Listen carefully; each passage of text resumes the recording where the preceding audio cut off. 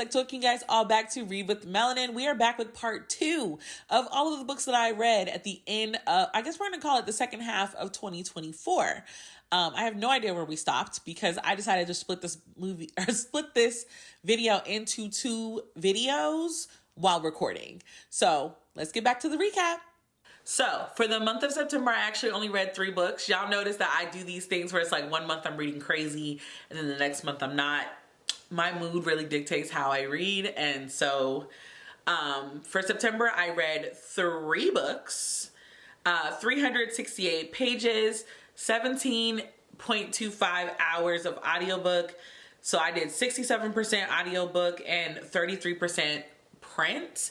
Thank you, Storygraph, for giving me these breakdowns because, you know, we love a good Storygraph. So the first book that I read was Honey Witch by Sydney J. Shields.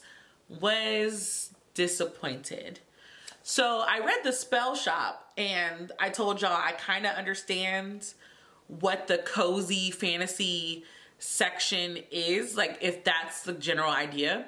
And so I picked up Honey Witch thinking that it was going to be the same thing. What I didn't know is that Honey Witch was going to be this romance-based fantasy book.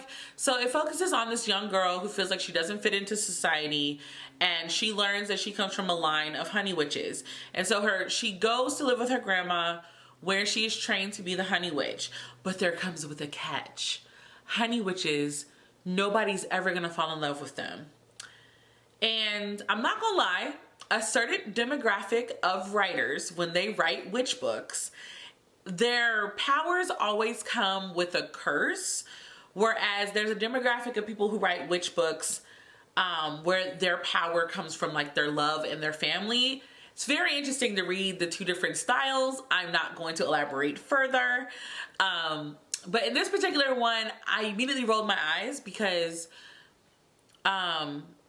it promotes this idea that romantic love is the only kind of love. And it was immediately contradicted, almost immediately. Like the grandma didn't get married, but it was very clear that she was in love and that someone was in love with her. And then of course they do this thing where it's like love conquers all. It was so tropey. So tropey. I didn't even finish the book before I knew what was going to happen. And I finished the book just to verify that I knew what was going to happen. I felt like we wasted a good theme here because the idea of the Honey Witch was nice. I felt like we could have really played on that. And they kept talking about how like, if there's a honey witch, there's an ash witch, which would have been nice to see. I don't know. I just felt like this cozy fantasy thing, fine, have a romance subplot when the romance part is the whole part of the book, while also preaching about no one will ever love me. It is a curse upon my family. Girl, please, let's write better. I didn't enjoy it. Rather, I was not given what I thought I was going to get. That's just my opinion. I already gave the book away, so there's that. Another book that just magically became available at the library and hit me at a time where I felt like reading was Pardon My Frenchie by Farah Rashan. This book focuses on the owner of a pet hotel and her dog, Duchess, I think.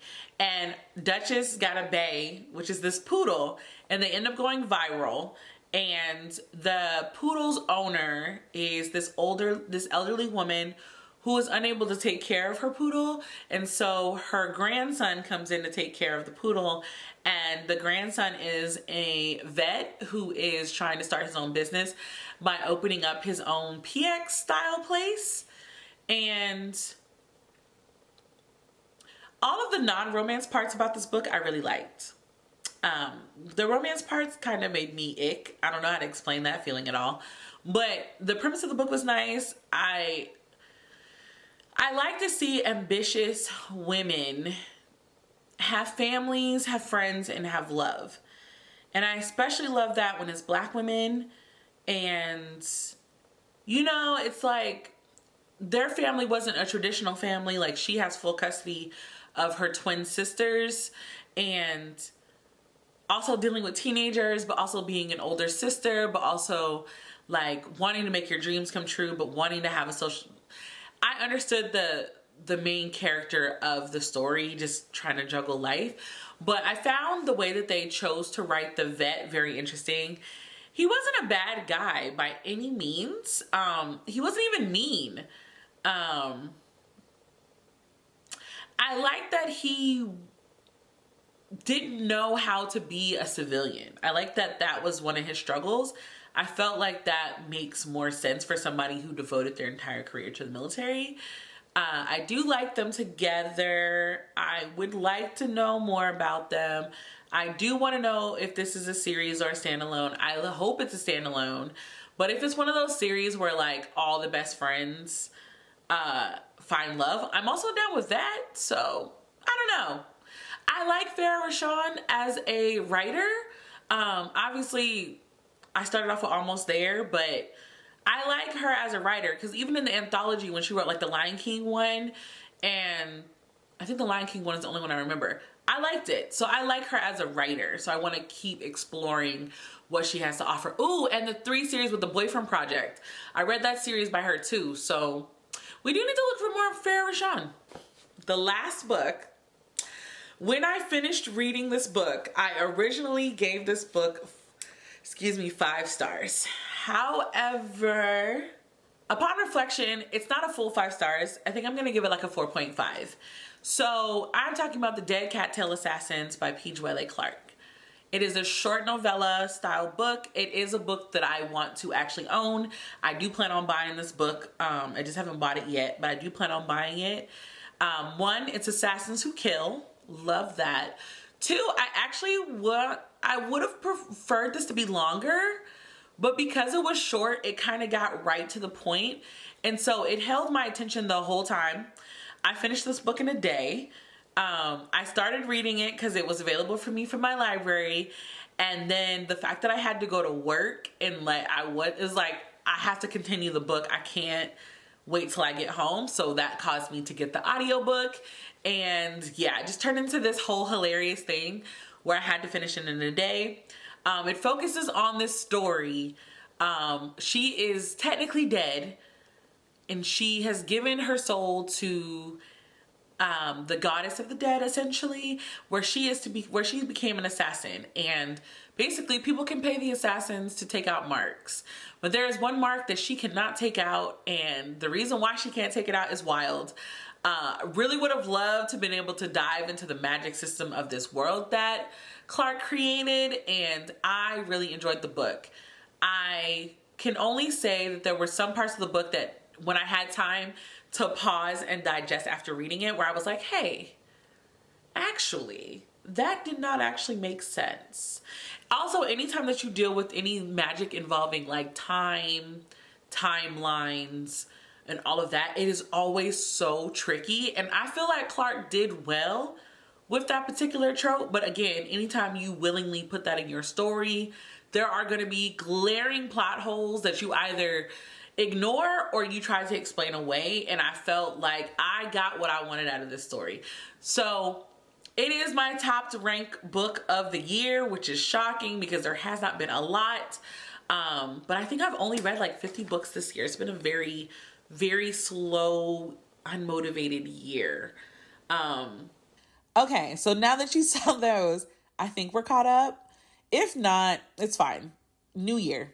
So the first book that I read this isn't a first book or second book situation. I found I think this is a middle grade graphic novel series. It's The Wing Bearer and Wing Born. Those 2 books by Marjorie Liu. The premise of the story is that it's this young girl who was raised by bird spirits, but something is happening to the bird spirits in the real world, as she's not technically in the real world, but she leaves the protection of the owl spirits to go back to the real world to figure out what's going on with the spirits. And in this, she's also trying to figure out who she is, how she ended up with the bird spirits, like where's her family, like those kind of things. I think the series is really cute. I'm looking forward to the third book. I love the art. Whoever did the art in this one, I love the artwork. I have been studying more graphic novels for personal reasons, but I thought the series was really cute. If you are somebody who's like me and you don't care about reading, whether it's middle grade or not, just remember when you read middle grade, you are not the intended audience. So when you review these books and you talk about these books, talk about it from the perspective of if a person in the right age group is supposed to be enjoying this book. I personally think that if you have a child or niece or nephew or whatever that is in this age group, this is a really good fantasy series. It's got some intense topics like death and things like that, but it's done in a way where it's very fantastical. The villain of this particular series, I loved that. It's giving very much, it gives you like you have fantasy, but it also gives a little bit of a sci-fi element. I don't want to spoil it. I really like the series. I think you'd enjoy the series if you're like me. I got it from my library. You do have to go to the kids section, but I saw it on a whim, and now I'm just glad that I found it in time. I am still reading what book is this? I think this is number 2. So in the Trials of Apollo, the third Rick Riordan series, for Percy Jackson, I'm the second one is called The Dark Prophecy by Rick Riordan. Listen. So y'all know I told y'all the first series was cute. I aged out of the first series, even though technically the first series is still going. I think there's like 2 books that have come out after the 5th book. But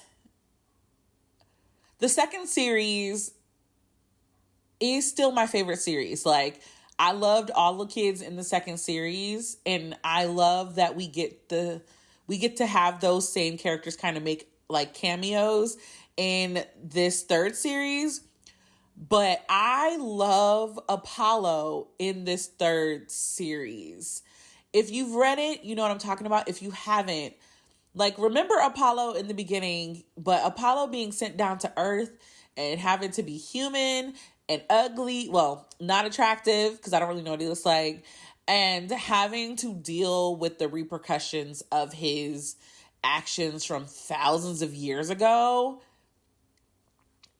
It's very, very interesting. Also, the whole Oracle situation, I gotta give Rick his props. The way that he's chosen to write each of the oracles, but like, these are good. Like, I was in the story deep. I don't know, maybe it's because we've had these characters for so long and we've been in this world for so long, but the emotion capability in this third series is 10 times better than both of the other series. I'm really very much enjoying it. I'm probably going to be starting another audiobook of it. I've kind of gotten used to the audiobook narrator. He's not my favorite. But middle grade fantasy is the kind of stuff I like to listen to when I'm drawing. I find them inspiring, if that makes any sense. So I will be reading the next one, and we will be talking about the third one in just a second. But again, I've been reading a lot of middle grade because I also reread Witchlings and the Golden Frog Games by Claribel A. Ortega so that I could get ready for the third book, which I started reading, had to return it to the library, started the audiobook, but realized I don't actually want to listen to this as the audiobook, or maybe I might do a tandem read, because I am putting in a very large library order after I'm done recording videos today, and that third book will be included. But if you don't know, the Witchling series is the story about a girl and 2 of her coven members. They ended up being the covenless witches. I forgot what they're called. Spares. There we go. And to keep themselves from losing their magic, they invoke the impossible challenge. And from there, we have gone into 3 books already. I'm on the 3rd book. There's very high stakes. My anxiety is really high.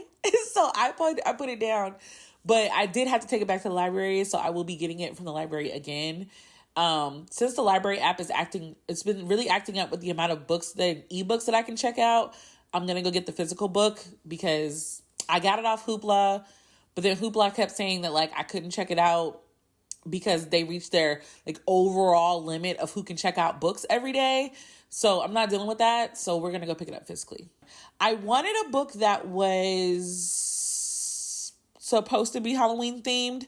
And I thought that Kiss and Spell by Celestine Martin would be, and it's not. It's from the same series that I read last year, where the witch was with the mermaid. It's that same series.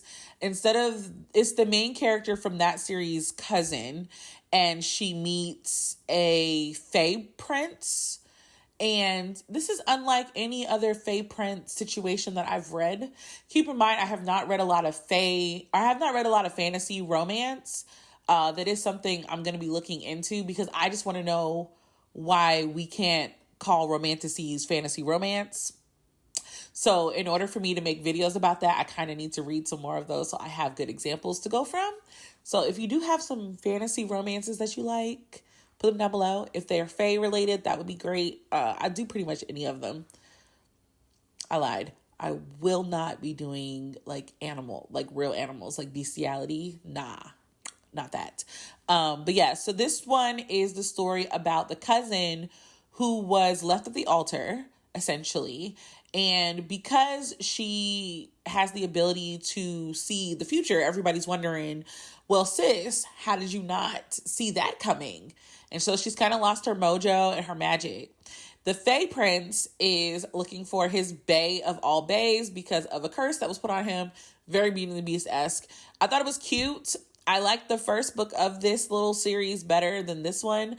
I know that there's a third one that is coming out. And if it's still focusing on that family, I'm going to read it. It's just cute. In an effort to finish some of the books that I started on my Kindle, I finished Take a Hike by Mimi Grace.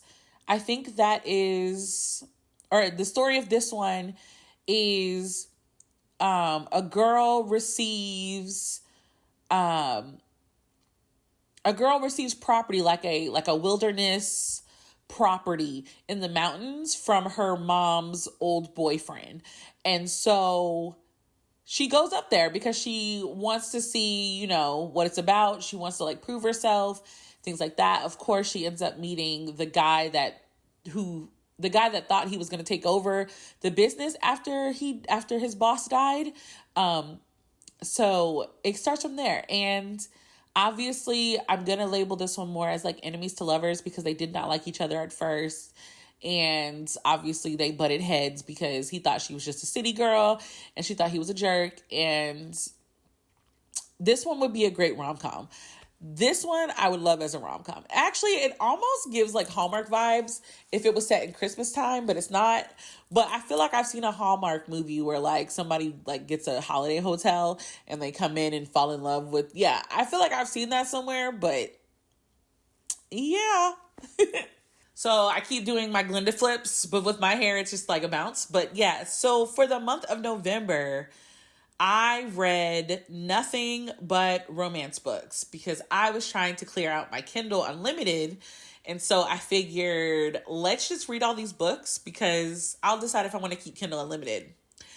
So the first one that I read/listened to because I was still working at this time, Mickey Chambers Shakes It Up by Sharice Reed. I have seen this book on multiple social medias at this point, and I've seen people say they really, really loved it. This story is focused on Mickey, who is a associative professor at a college, and they only gave her one class to teach for the summer, so sis needs money. She also has a thyroid condition, which I don't really recall too many books really talking about what it is to have a thyroid condition. She ends up getting a job at a bar where she meets the owner of the bar, Diego. And again, I would actually watch this one as a rom-com. We successfully found another rom-com one. It wasn't really too deep. It's not really much I could say about it. I thought it was cute. I personally must say, after reading all the romance this year, I do not like all of the different names that we name the private parts of females and males. And I want y'all to know it makes me cringe to read it. It makes me cringe to hear it. I think I would just prefer like the scientific names for them. Any of them that's like that starts with a C, absolutely not. I will not be saying that on this channel, neither one of those words. But the ones that are C's, it just for the romance girlies, like that don't bother y'all. Like I hate it. I can't. Or like Yoni.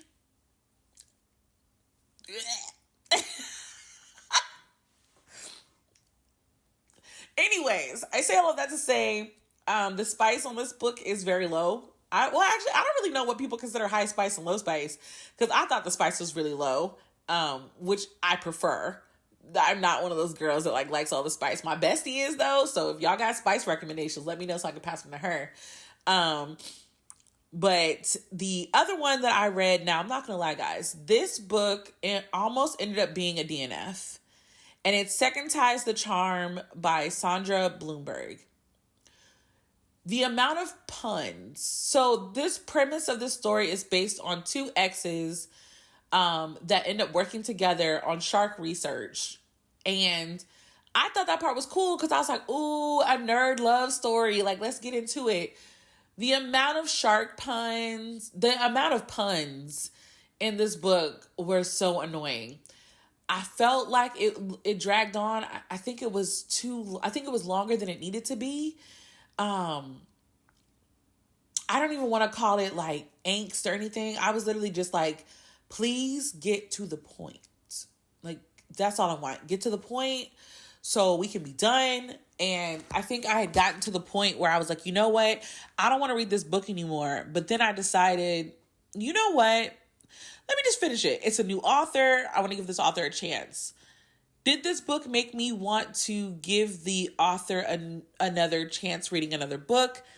Unfortunately, no. But I am going to look and see what other books she has to see maybe it was just this book. I don't know if it was just this book, but it was too punny. It was actually like too cliche. And then I don't know how to describe it, but I wanted to enjoy this book, but I didn't.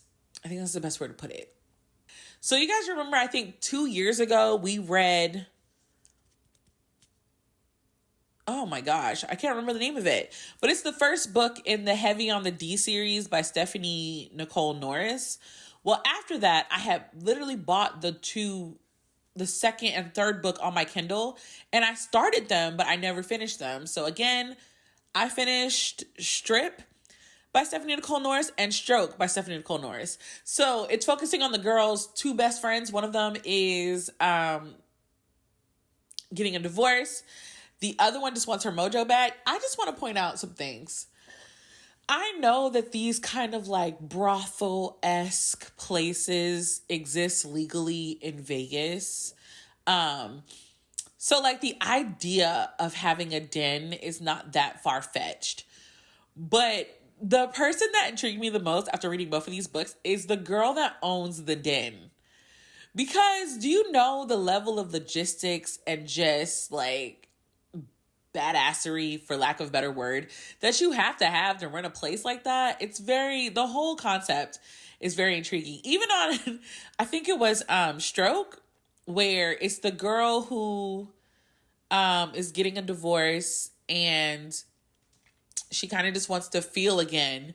And so she ends up going to the den, but like it's a special twist to this particular den situation. And her dude, she names King, and they needed medical attention. I'm gonna just put it like that. They needed medical attention. And I don't know why. I was riding in my car listening to this. I busted out laughing. I was like, I don't know if I'm supposed to laugh, but I thought it was very funny. I thought it was very just hilarious. So I enjoyed it a lot. I feel like everybody else should too. So if that's something that you're interested in, it's a 3-book series. So you might as well go get your life. They're very quick reads. They're very short. So I feel like you'll thank me later. The last book that I read for No. I read 2 more books for November. So you know what? Let's talk about, so I read The Elevator Pitch by Evelyn Lay. This was my first time reading this author. I actually really enjoyed her writing. I enjoyed the book a lot. I loved both the main characters. I loved him. I don't know. I obviously I don't read a lot of romance, but I definitely don't read a lot of interracial romance. Because a lot of the interracial romance is like white men, and I don't really find white men that attractive. So like, it doesn't really appeal to me. But for some reason, this man in this book, this super tall Asian man sounds fine. Not like just in how he looks, but like his entire demeanor and attitude sounds fine, if that makes sense. But the part that I love the most is the girl. I related so much to this character that it almost felt like somebody had been spying on me. It was uncanny, the similarities between me and the main character, to where it almost felt like I was reading a message to myself, like, girl, it's okay, like, your bae is coming. I don't know. It would be nice. It would be nice. But even just like the way her anxiety works and like what she's been through, it is so many things where I was just like, wow, like I could really connect with this character. And I don't think I've had a book in a long time where I felt like I completely understood the main character. So I don't know if this makes me biased or where I might have missed something, or maybe the character wasn't written as well as I thought, but because I connected with this character, I really enjoyed this book. I really understood the way her brain worked, and I understood the way that she reacted to the male main character. Like, I just really enjoyed the book. I felt like, I don't know, it made me feel all warm and fuzzy, and I really, like, if I was short enough to sit down and have my legs dangle or, like, my feet just flicking, I would literally been that girl reading this book. I thought it was 10 out of 10, highly recommend. I don't remember what I rated it, but it was pretty close to 5. And I will be reading more of Evelyn when the time comes. I'm taking a romance break, y'all, because I need to go find a romance. So we're taking a break from reading the imaginary ones. I read The Trials of Apollo #3, The Burning Maze. And like I said earlier in this video, I was not ready. I was not ready. I cried. Like I said, we see repeats of some of the characters. So like in the second series, you're like, man, I wonder what happened to such and such. I wonder what happened to such and such. So each book you get to hear about what's happening with some of the characters, like some of my babies from the first series, and they go through so much in this series. I don't even want to talk about it. It's making me emotional. I was not okay. I did not appreciate that. I was like, no! Like, I'm enjoying this series so much. I'm gonna have to rank the books at some point in my life. But The Burning Maze, again, I really love Apollo's development throughout the books. And I love that I'm in this world that I'm so familiar with, and I feel like I have such a strong connection to, that I could not imagine reading this series when I was like 11 and 12 years old, like with the age range that it's supposed to be. I would have been devastated. My parents would have been so mad at me because I would have read this whole series in like a week. I couldn't imagine being younger and waiting for this book to come out, getting this book and having to wait like another year for the next one. I cannot imagine what y'all be going through, because I take breaks that I know for a fact the next book is already available. I could not imagine if I was younger, because I did not have that kind of patience when I was reading when I was younger. So I would have been pissed, obsessed. But yes. So I don't know if I've ever said this, but I love watching Hallmark, Lifetime, BET Christmas movies. I love them. They can literally have the same storyline over and over and over again.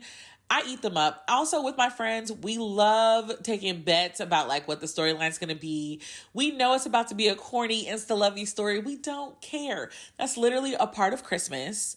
And I realized that in order for me to get my fill of all of these, I would need a subscription for Hallmark, Lifetime, BET Plus, Amazon Prime, Hulu, Netflix.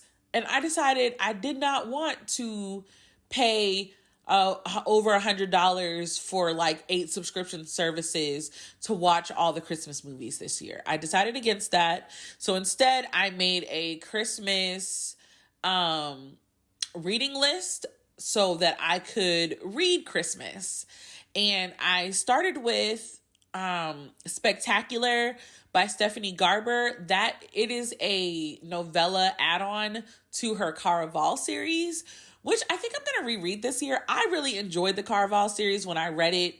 I tried to read the spinoff series, but the first book really didn't grab me, so I don't know if I'll ever go back to that. I will say with this book, so it's set in like a Christmas time, and Donatella is looking for the perfect gift for what is his name? Bay. I'm gonna call him the Wizard right now because I'm also thinking about Wicked. But she's looking for a perfect gift for him, and that's what the whole premise of this little short story is about. Now, my issue here is that there is a particular scene in this book that if you are somebody, it could be something that needed a trigger warning for some people because it almost read as if there was no consent. And so reading that made me very uncomfortable. I almost stopped reading it. So if you want to read this, understand that there is going to be a moment where there is a perception of no consent, but that's not what actually is happening, if that makes sense. I don't want to spoil it. If you want me to spoil it for you, I will spoil it for you in the comments if you want to, but I'm just letting you know that could be a potential thing for anybody who needs trigger warnings or things like that. There are no trigger warnings that I'm aware of, so it really caught me off guard. But it's a very short book. I thought it was really cute. It really put me in like the, Christmas love. It didn't give me the Hallmark feels that I wanted, but it gave me something. I read my first Christian romance, and that is The Christmas Catch by Tony Shiloh. And I guess basically I understand, like, Christian romance is just like the Hallmark movie channel. Like, there's no spice or anything like that. It's the premise of this one was girl lives in the same small town that they grew up in with her daughter. He comes back to his hometown after a season-ending injury where he recovers and meets her. They're next door neighbors again like they were when they were kids. And this is all during Christmas. And his dad is the pastor of the only church in town. And they've never seen eye to eye because his dad wanted him to be a pastor, but he obviously wanted to play football. That's all you need to know. It gave me the Hallmark feel that I wanted. I thought it was really cute. I was like, okay, like the way that Christian romances have this weird stigma on them, maybe I haven't read one that fits that stigma, but I enjoyed Tony Shiloh. So I was like, okay, sis. Like, also, she's a new author for me. So new author list was popping. I read my first Charity Shane book. I read A Novel Christmas. And this book is about a romance author who her sales are not doing really, really well. And so her agent wants, or her publishing company wants her to write a Christmas romance book. And I guess apparently you don't write Christmas romance books unless like you're desperate, according to the book. I don't know. But she ends up going to this place in Indiana that is literally like called Christmas. Like that's the name. I think it's like called Santa Claus. And that's the name of this city. And she ends up meeting this very cute, he sound fine, this very attractive firefighter. But the firefighters got some luggage to carry, and the story spins off from there. I thought it was so cute. I'm not gonna say that this gave me Hallmark. I feel like this one is definitely like a BET Plus kind of movie. I'm so sorry. The drama, I really understood both characters. I thought both characters had some trauma that they needed to address, and it did affect the way that they thought about things. And I don't know, I loved him. He really much gave me golden retriever vibes. He sound fine, I guess is the best way to put it. Dude just sound fine. Same way that dude in, what is the next book? Second Chance Christmas by Jaquel J.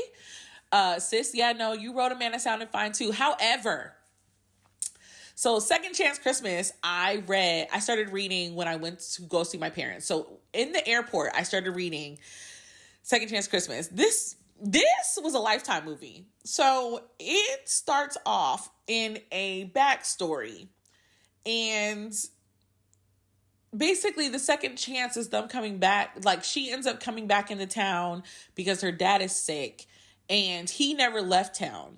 And so they have a lot of things that they need to cover. But within the book, we get a lot of backstory. We get what happened when they were teenagers. And I really like that. I would totally watch this if this was like on TV. This is definitely Lifetime. I don't think any other network would pick it up, but like Lifetime or Netflix, because of the backstory. And it's about grief. It's about loss, abuse, neglect, addiction. There's so much that this poor main character had to deal with.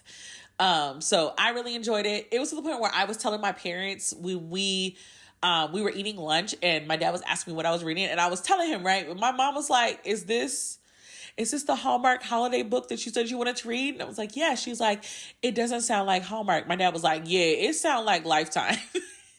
So they didn't read it with me, but I got to like update them as I was reading. So that part was really fun for me.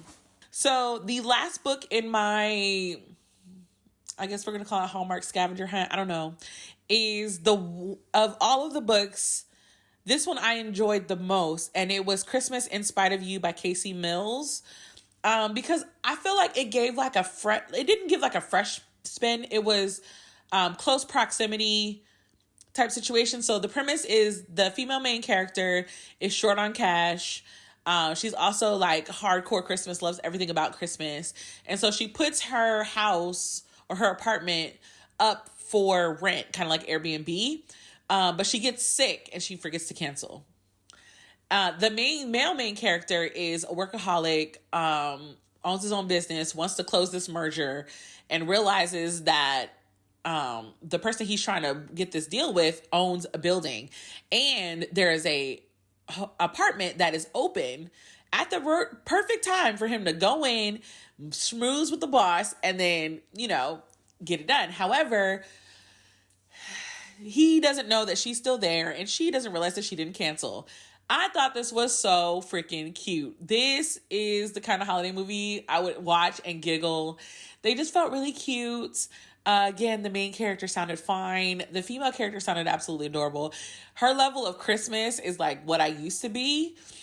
I want to get back to that though. She was very inspiring. It was like, be that super Christmas nut. Find you a man that's going to let you be a Christmas nut, and like y'all going to be happy, like regardless. Find him. I want to say I finished off with A Legend in the Baking by Jamie Wesley, which is the second book in that one series. The first book was Fake It Till You Bake It. So this story is focusing on another owner of Sugar Blitz. What is his name?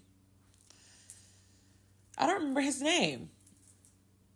Either way, he is the quiet one from the first story, and then the dude in the first story, his little sister. And I thought this one was really interesting because this one was like a high school crush, second chance. I liked it. I still like Fake It Till You Bake It better though. This one kind of felt boring in some spaces. Like I felt like it was a little too much fluff. Like I was like, I kind of feel like y'all added in a bunch of stuff here to make the book longer, but like I care about Sugar Blitz, but I don't care about Sugar Blitz that much, if that makes sense. I was like, okay, whatever. I don't know. I enjoyed it.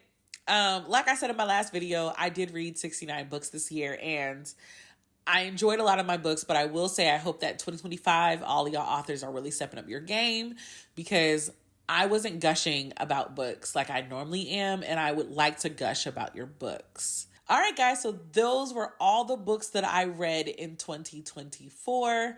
Thank y'all so much for sticking around, hanging around with me. Let me know what y'all are reading. Let me know what you would like to hear my thoughts about. Yeah, let's just happy reading. Fingers crossed for a better reading year. Until the next video, guys. Bye.